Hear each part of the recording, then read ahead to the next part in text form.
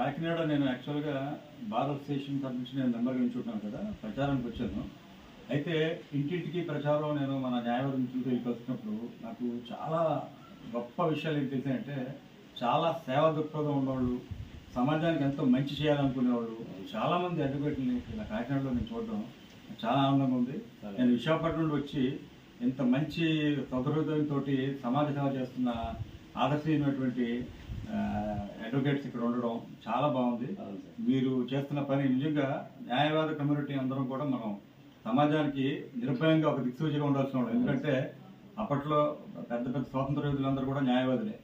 ఈ మధ్య కాలంలో కొంత మన యొక్క వైభవం సన్నగిలిన ఇప్పుడు మళ్ళా పునర్వైభవం తేవాల్సిన అవసరం అంతేలా ఉంది. ఎందుకంటే ఈ రోజు దేశంలో రాజ్యాంగబద్ధంగా చూసుకుంటే కనుక శాసనశాఖ, కార్యనిర్వాహక శాఖ, అలాగే శాసనశాఖ ఉన్నప్పుడు శాసనశాఖకి అది మన న్యాయశాఖకి వెన్నుముక లాంటి న్యాయ వ్యవస్థలో మనం న్యాయవాదులుగా కోర్టు ఆఫీసర్లుగా ఉన్నాం. కాబట్టి ఇటువంటి కోర్టు ఆఫీసర్కి ఎటువంటి అడ్వకేట్స్ ప్రొటెక్షన్ యాక్ట్ అనేది లేకపోవడం చాలా బాధాకరమైన విషయం అని చెప్పి 2009లో నేను విశాఖపట్నం పార్లమెంట్కి బీఎస్పీ నుండి పోటీ చేసినప్పుడు అడ్వకేట్స్ ప్రొటెక్షన్ యాక్ట్ కావాలి మనకు చాలా అవసరం అని ఒక ఎంపీ అభ్యర్థిగా నేను ఇచ్చిన పిలుపు దేశవ్యాప్తంగా కూడా అది వ్యాప్తి చెంది అప్పుడు హిందూ పేపర్లో హెడ్లైన్గా పెద్దగా వేయడంతో కొన్ని స్టేట్లలో అది గట్టిగా ఉండి కొన్ని స్టేట్లో ఈరోజు అడ్వకేట్స్ ప్రొటెక్షన్ యాక్ట్ అనేది రావడం జరిగింది.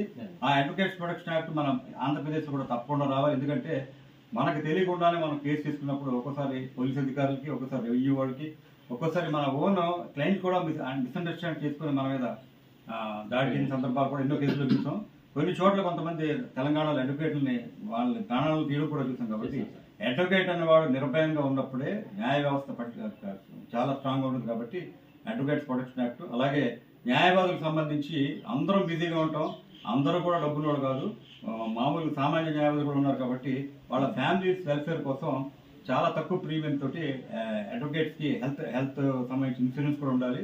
అంతేకాకుండా గవర్నమెంట్ ఏ స్కీములు ఉన్నాయో ఆ స్కీములన్నీ కూడా అడ్వకేట్స్ కూడా అప్లికేట్ చేసే విధంగా మనం చేయాల్సిన అవసరం ఉందని ఈ సందర్భంగా మీ అందరికి కూడా చేసుకుంటూ నేను చేస్తున్న ఈ యొక్క మీరు కూడా భాగమై నాకు మద్దతు తెలియాలని మనస్ఫూర్తిగా మీ అందరిని కోరుతున్నాను. సంతోషం.